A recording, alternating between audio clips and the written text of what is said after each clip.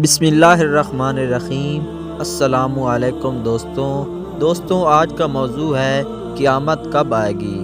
قیامت کا وقت اللہ تبارک و تعالیٰ کی جانکاری میں ہے اور اس کا علم کسی کو بھی نہیں ہے۔ قرآن پاک میں متعدد مقامات پر بیان کیا گیا ہے کہ قیامت کا وقت صرف اللہ تبارک و تعالیٰ کو معلوم ہے اور کوئی بھی اسے پہلے سے نہیں جان سکتا۔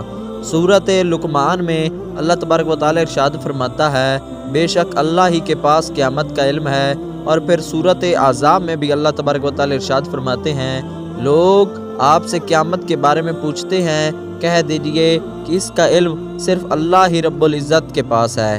نبی اکرم صلی اللہ علیہ وسلم نے بھی قیامت کے بارے میں علم نہ ہونے کی بات کی ہے۔ جب جبریل علیہ السلام نے آقا کریم علیہ السلام سے قیامت کے بارے میں پوچھا تو حضور پاک صلی اللہ علیہ وسلم نے فرمایا سوال کرنے والا جاننے والے سے زیادہ نہیں جانتا۔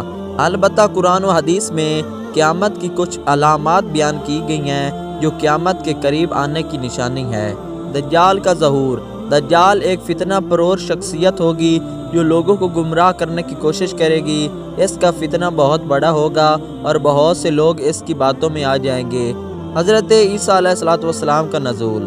حضرت عیسیٰ علیہ السلام دوبارہ زمین پر آئیں گے اور دجال کو قتل کریں گے۔ وہ اسلام کا پیغام پھیلائیں گے اور عدل و انصاف قائم کریں گے۔ یاجوج ماجوج کا خروج۔ یاجوج ماجوج دو قومیں ہیں جو بڑی تعداد میں زمین پر اتریں گی اور فساد پھیلائیں گی۔ اللہ تبارک و تعالیٰ ان کو ایک خاص طریقے سے ختم کرے گا۔ سورج کا مغرب سے طلوع ہونا۔ سورج جب مغرب سے طلوع ہوگا تو یہ ایک بڑی نشانی ہوگی کہ قیامت قریب ہے۔ اس کے بعد توبہ کا دروازہ بند ہو جائے گا۔ ادھر قیامت کی کچھ اور نشانیاں ہیں کہ علم کا اٹھ جانا، علماء کا انتقال ہو جانا اور علم کا ختم ہو جانا، فحاشی اور بے حیائی کا عام ہو جانا۔ قیامت کے قریب فحاشی اور بے حیائی کے کام عام ہو جائیں گے اور لوگ ان کاموں کو برا نہیں سمجھیں گے۔ قیامت کے قریب شراب نوشی اور دیگر نشر آور چیزیں عام ہو جائیں گی۔ قیامت کے قریب قتل و غارت کے واقعات بڑھ جائیں گے اور لوگ ایک دوسرے کو بلا وجہ قتل کریں گے۔ قیامت کے قریب لوگ ایک دوسرے سے بلند و بالا عمارتیں بنانے میں مقابلہ کریں گے۔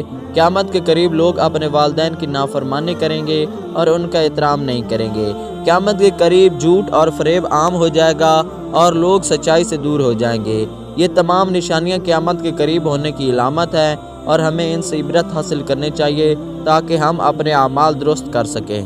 قیامت کا مقصد دنیا کے خاتمے اور آخرت کی زندگی کا آغاز ہے۔ اسلام کے مطابق قیامت اللہ رب العزت کی طرف سے ایک وعدہ ہے جس کے ذریعے اللہ تبارک و تعالیٰ انسانوں کے اعمال کا حساب کتاب کرے گا۔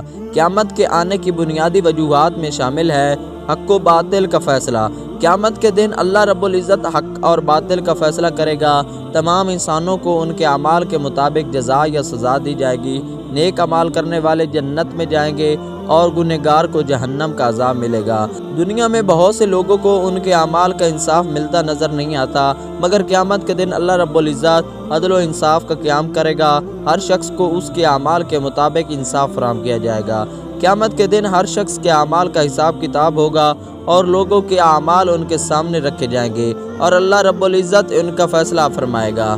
قیامت کے بعد آخرت کی زندگی کا آغاز ہوگا۔ دنیا کی زندگی عارضی ہے جبکہ آخرت کی زندگی دائمی ہے۔ قیامت کے بعد انسانوں کو دائمی زندگی کا عذاب ملے گا۔ قیامت کے بعد انسانوں کو دائمی زندگی کا انعام یا عذاب ملے گا۔ قیامت کے دن اللہ رب العزت کی قدرت اور عظمت کا اظہار ہوگا۔ اس دن تمام مخلوقات اللہ رب العزت کے سامنے سر جھکائیں گے اور اس کی عظمت کا اقرار کریں گے۔ دنیا کی زندگی انسانوں کے لیے ایک آزمائش اور امتحان ہے۔ قیامت کے دن یہ آزمائش اور امتحان ختم ہوگا اور لوگوں کو ان کے اعمال کے مطابق جزا یا سزا ملے گی۔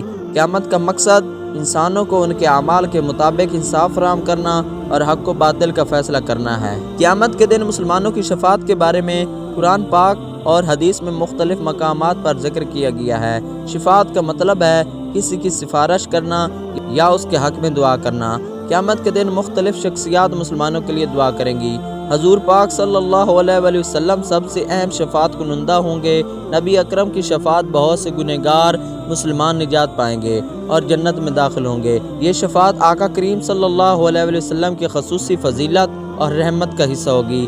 دیگر انبیاء کرام بھی اپنی امتوں کے لیے شفاعت کریں گے۔ اللہ تعالیٰ انہیں اجازت دے گا کہ وہ اپنی امت کے گنہگاروں کے حق میں دعا کریں اور ان کی نجات کے لیے سفارش کریں۔ شہداء اور صالحین بھی قیامت کے دن شفاعت کریں گے۔ وہ اللہ کے حضور اپنے عزیز و اقارب اور دوستوں کے لیے سفارش کریں گے تاکہ انہیں جنت میں داخل کیا جائے۔ قرآن پاک بھی قیامت کے دن اپنے پڑھنے والوں اور عمل کرنے والوں کے لیے شفاعت کرے گا۔ وہ لوگ جو قرآن مجید کی تلاوت کرتے اور اس پر عمل کرتے تھے ان کے لیے قرآن پاک شفاعت کرے گا۔ نیک اعمال بھی قیامت کے دن شفاعت کریں گے۔ مثال کے طور پر صدقہ، نماز، روزہ اور دیگر نیک اعمال اللہ کے حضور سفارش کریں گے اور ان لوگوں کے حق میں دعا کریں گے جنہوں نے یہ اعمال کیے تھے۔ قیامت کے دن شفاعت ایک بڑی رحمت ہے جو اللہ تبارک و تعالیٰ کی طرف سے مسلمانوں کو عطا کی جائے گی، لیکن یہ یاد رکھنا ضروری ہے کہ شفاعت کا انحصار اللہ کی مرضی پر ہے اور وہی سب سے بہتر جانتا ہے کہ کس کو شفاعت ملے گی اور کس کو نہیں۔ جزاک اللہ خیر۔